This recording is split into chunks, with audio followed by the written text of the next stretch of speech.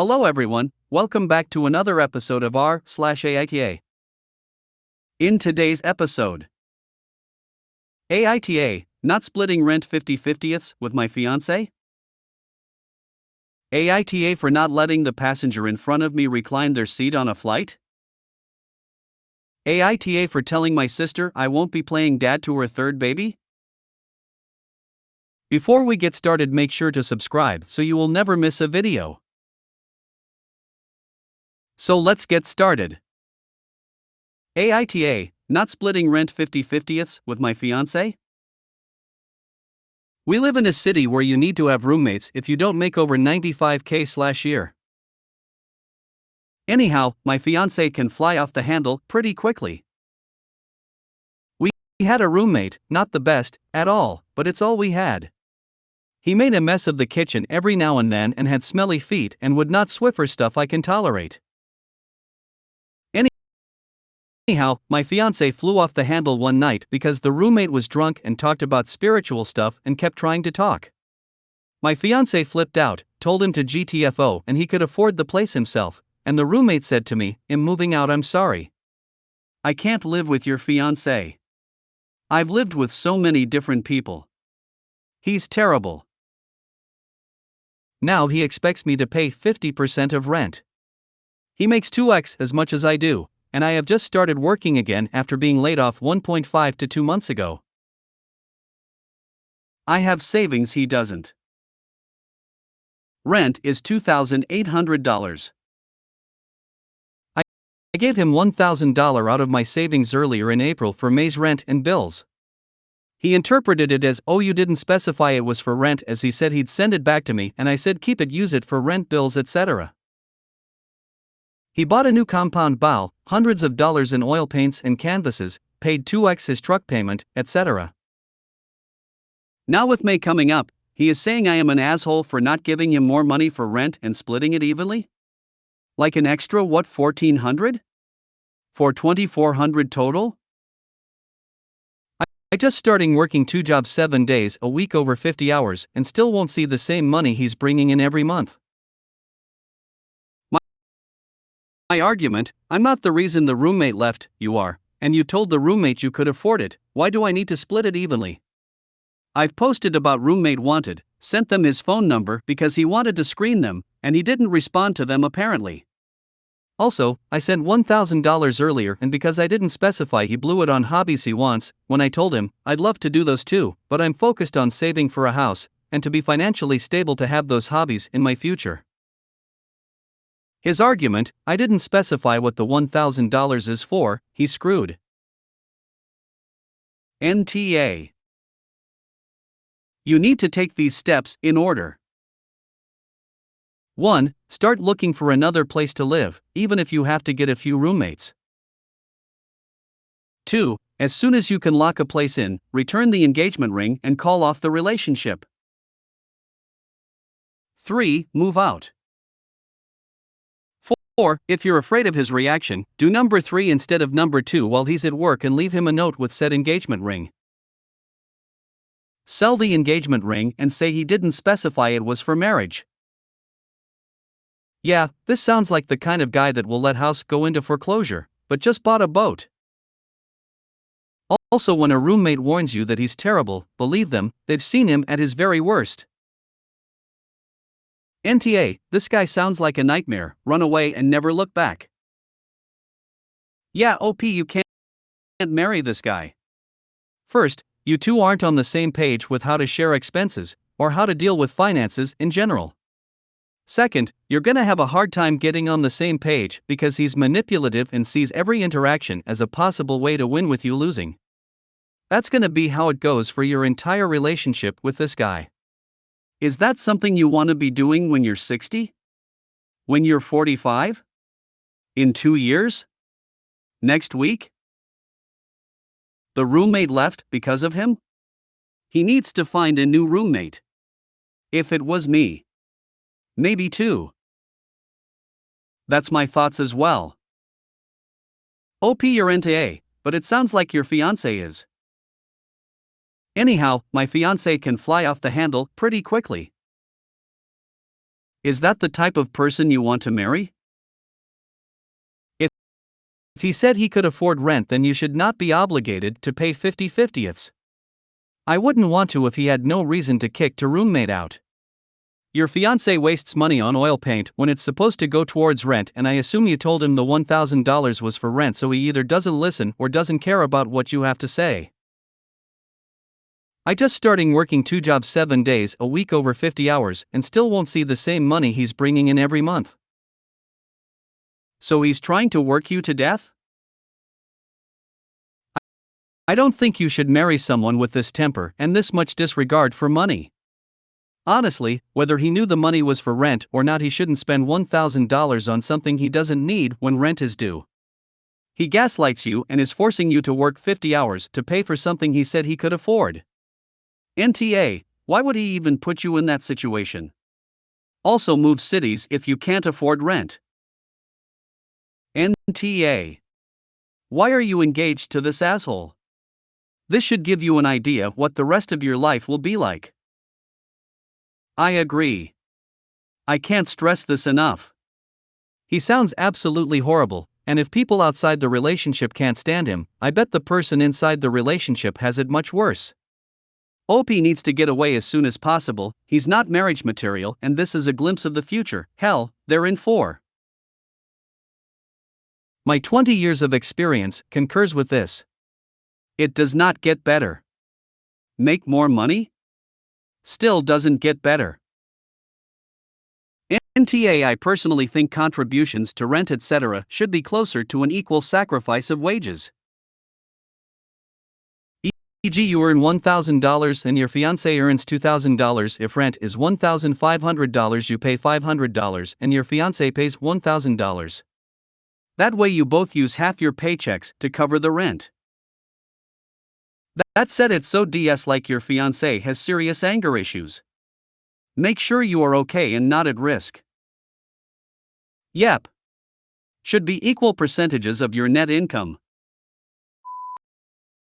AITA for not letting the passenger in front of me recline their seat on a flight?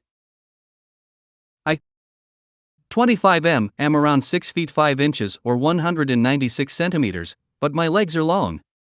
Normally I purchase economy plane seats because I have no issue being uncomfortable for a while, especially for shorter flights. I should mention that I take care to never intrude on other people's space around me, although occasionally with another tall person with wide shoulders it can be tight.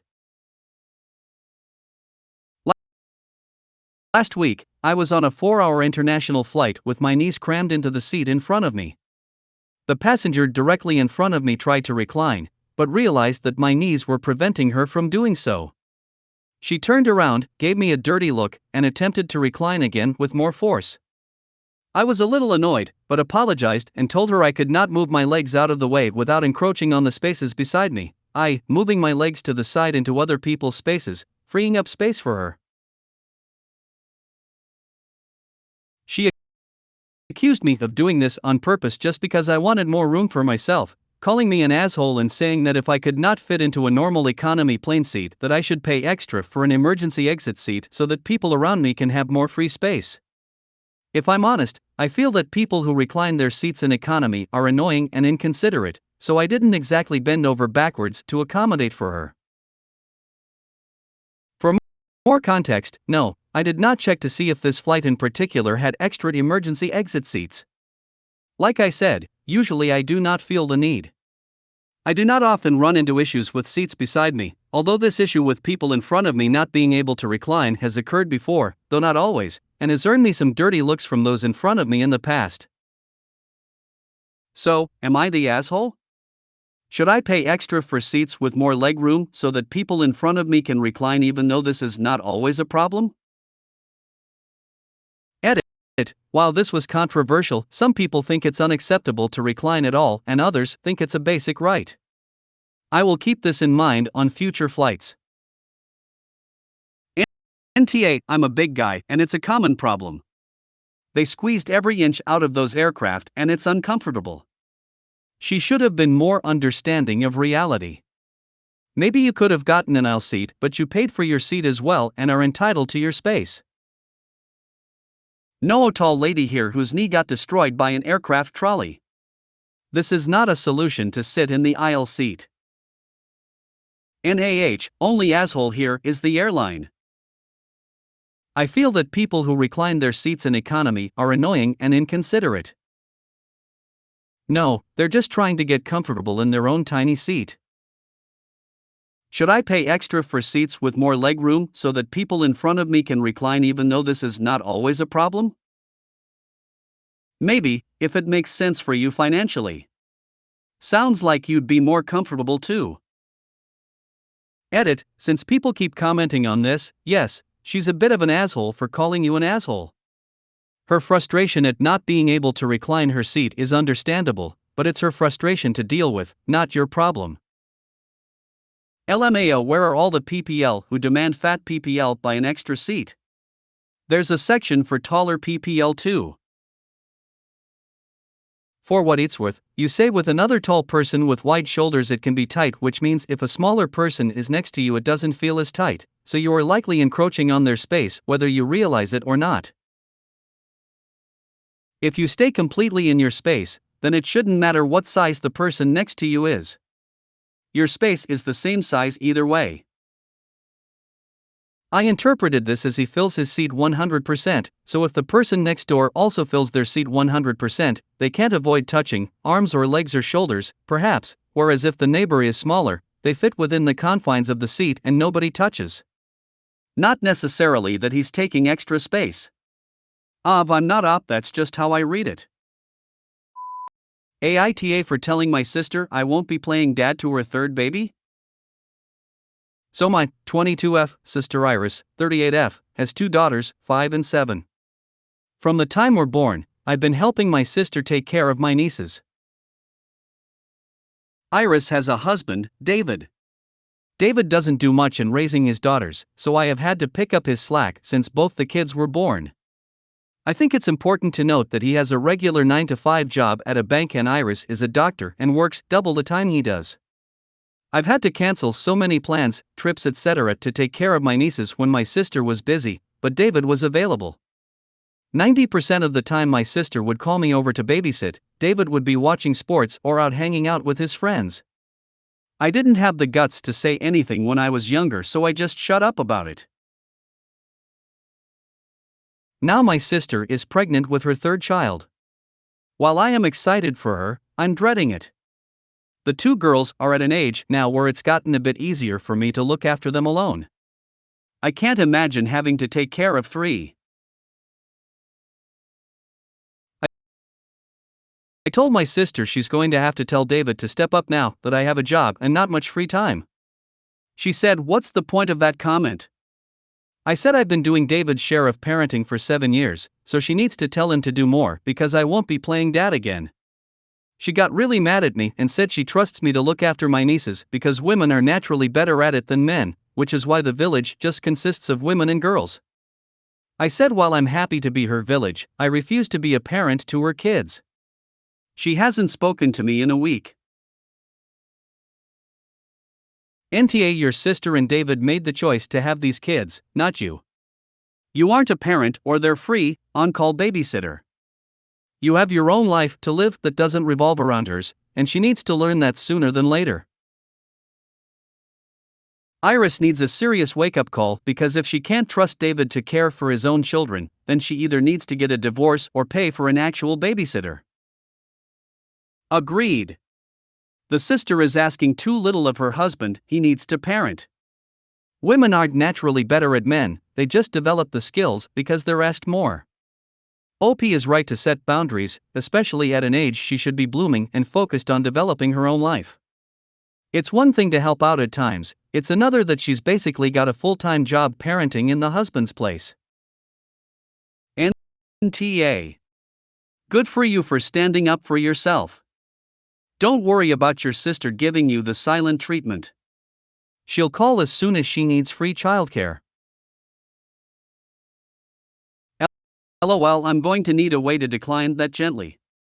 I miss so many moments and trips with my friends because I had to babysit my nieces. I feel like I've given up years of my life and I'm not even a parent. I want to start being selfish and just live for myself without worrying about when my sister will need me to take care of the girls, but the guilt is actually insane. Why do you have to pick up the slack? If you're doing it, they're not going to do it. NTA. I think I've just gotten used to everyone around me pretending like David is absolutely incapable of lifting a finger for his kids, that it kind of became the norm for me to step up when my sister wasn't available. My sister never calls me when she's home. She's either working or taking care of her kids. So she isn't slacking on childcare, TBH. But David isn't even the third in charge. When I'm not available, the girls go to my mom. She's old and has arthritis, so can't do much, but she's still more likely to take care of the girls than David will. It's ridiculous. NTA. I'm blown away that her husband can't watch his own kids. Every once in a while, sure, but it's clear you're expected to help with their children. You did nothing wrong, and I'm proud of you for setting a very reasonable, healthy boundary. NTA. Not much to say about that. This is new to me though, the village just consists of women and girls. I find it laughable. NTA. The village does not only consist of women. I just had a baby, and honestly, the person who handles my baby the best is my husband. He's patient and calm and also able to carry the baby for hours when I get tired. Your BIL has weaponized his incompetence, and your sister has let him. You need to go completely AWOL so that they stop being entitled to the free childcare you've been providing them. NTA, don't worry about her not speaking to you. She'll come crawling back pretty soon when she needs a babysitter and Michael is too busy. She better learn to spend money on childcare. As soon as Opie is out of the scene, sister will start having marital issues, I bet on that. She hasn't spoken to me in a week. Oh, that won't last long, she's just sulking. She'll need a babysitter and talk to you again soon enough. NTA. NTA. She has no right to demand to control your time. Stop babysitting at all. Glad your sister is not my doctor. If you made it to the end of the video, thanks for watching. Don't forget to like, subscribe and share, and we will see you in the next video.